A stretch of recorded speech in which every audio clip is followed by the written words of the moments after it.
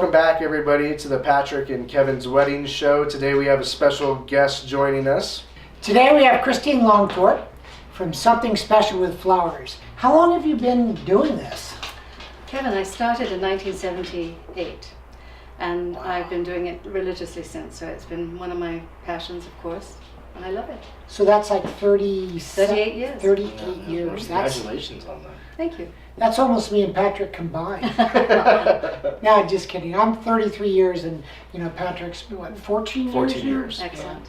And I understand that you actually do work out of a shop. You're not a person who's designing in their garage and doing it part-time. This is like the real deal. Mm-hmm. And you specialize in weddings, or are you also doing other? Events and weddings, funerals, anything really. I do individual bouquets for people because I have loads of customers.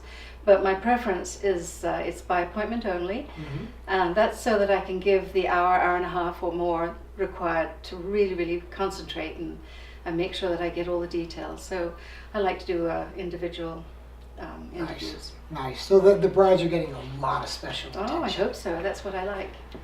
Nice. Well, since we have you here, would there be any maybe advice or maybe expert tips that you could give to couples that are looking for floral? Or one of the things that I pride myself in is because I'm English, I'm a world traveler. When I go overseas, I very often volunteer in flower shops overseas to find out what the theme or the trend of the year, because things change. And here in New Mexico, we even aren't even on the coastal trends. We tend to be slower. And so what I do is I bring something back that's really unusual and add it to a flavor to one of my brides that's a little bit more willing to step outside the box, as they say. When I look at the bride, I look at her size, the dress, the elements of the wedding, the location, the whole feel, the whole theme.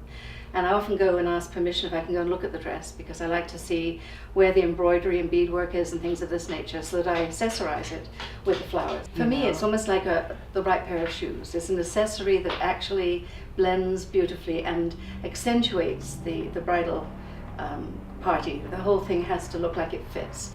I mean, you specialize in this. Mm-hmm. It's not like you're doing a million different jobs and trying to provide so many different services for weddings.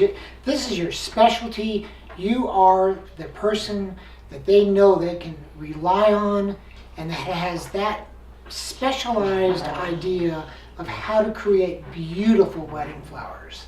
And that is awesome. Thank you. There was no idea that you put that much detail into it. Yes. So wow, that's amazing that you actually take the time to look at the dress and to look at stuff from the venue to make sure nothing's going to clash. That's amazing. Trisha, my wife, of course, she's from South Africa, and we often go to South Africa and we look at the wedding albums over there and the wedding photos, and we're like, we don't see anything like that in the U.S. And so we bring some of those ideas back to this country to give to our brides, because nobody else can do that. And then obviously in your case, you travel all over the world, you get these spectacular ideas, you bring it to Albuquerque, and nobody else can do that. It's just you that does that. And actually, in sort of a sort of follow on with that theme, being English, a lot of English design work is very open and more foliage, more individual blossoms, a little bit more less structured in bouquets, which is this year's theme. It started last year, and this year it's come in gangbusters. Now it's very popular, as opposed to the very tight, without any sort of spaces. The bouquets in the past have been very confined. Now we've got this loose look, which is perfectly English. And I love it to pieces because it's going back into my forte. Nice. Christina actually brought one of her bouquets and some of her work, and she can kind of tell us a little bit about it. Take Beautiful, it out. right? Yeah, let's just take that out of Just a there. little bit, that's right. There you go.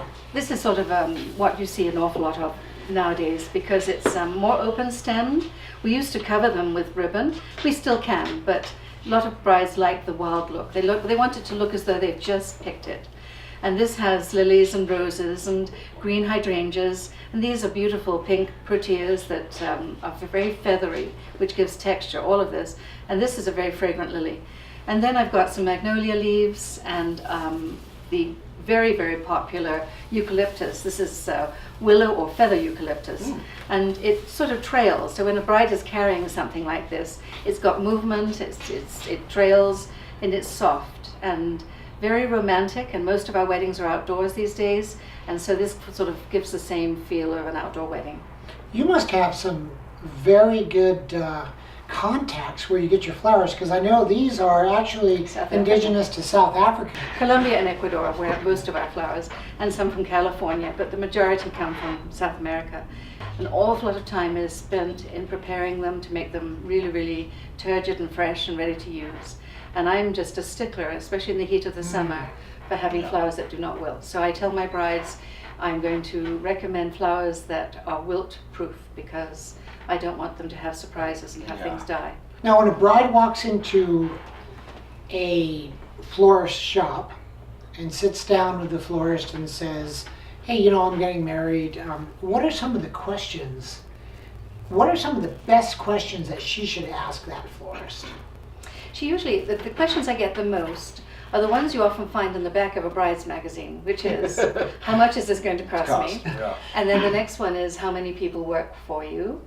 And do you do the work, etc., etc. So all those questions they ask. In the beginning, I'm not very capable of telling her the exact amount of money, because I listen to the bride and want her to tell me exactly what she has always wanted.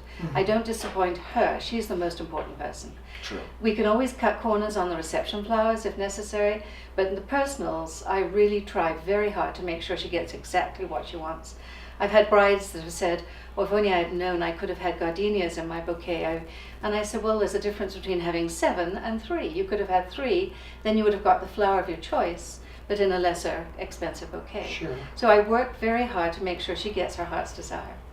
Well, that's some amazing tips that you provided us with today. I had no idea so much went into florals, so that's amazing to learn all of that. You know, and one of the things I really like about Christine's work is that it's always unique, and you know, at being a photographer, it's I love photographing with bouquets, and when it's your work, I'm like, awesome, man, that's going to make some great photographs, you know, and that's happiness for the photographer, you know, and so. And sometimes the groom, if he's a real romantic, and they seem to be more and more romantic these days, he comes to me with a picture of that bouquet that you've taken and asks me to replicate it for their wedding anniversary. And I love to do that. That's a lot of fun, because that surprises her completely. She looks at it and she remembers and goes, oh my gosh, you remembered, you know. From my aspect of things that I see really like with the florals is for brides to make sure that you have a throw bouquet. That's not the actual one, so you're not throwing, you know, the big, beautiful, expensive bouquet. Have a secondary one designed, so when you do a bouquet toss, if you're doing that, you have something that you can throw away for that. Right, and you know what? What's funny is that every once in a while, of course, we'll do a wedding and maybe they've had a relative or somebody make the flowers, or a part-time person or something, and they may forget that throw bouquet, so it ends up we sometimes have to sort of make one from the bridesmaids' flowers, or use one of the bridesmaids' bouquets, or have her throw her shoe. No, I'm just kidding. But, you know, so. I actually give the bride, every bride of mine gets a gift of the tossed bouquet. Oh, wow. Because, again, she's not emotionally attached to it. She can take her flowers. In fact, the other day I was leaving on a trip to go back to London, and I was 7 o'clock in the morning at the airport, and my bride from Saturday got on to go on her honeymoon carrying her bridal bouquet. She wasn't going to be parting with it. She was going to take it with her to Costa Rica. So Nice. It's awesome. It was really fun. It was like, wow, there she is, and she obviously liked it that much. Yeah. That's awesome. Cool. Well, hey guys, thanks for joining us today, and we'll have another special guest for you soon. Patrick and I are happy that you've taken the time to watch, and we want to thank Christine for joining us, and we hope you have a great time planning that wedding. See you soon. Yep, so we will see you next time, and thank you once again for joining us and for all the awesome tips. So until next time, we will see you then. Thank you.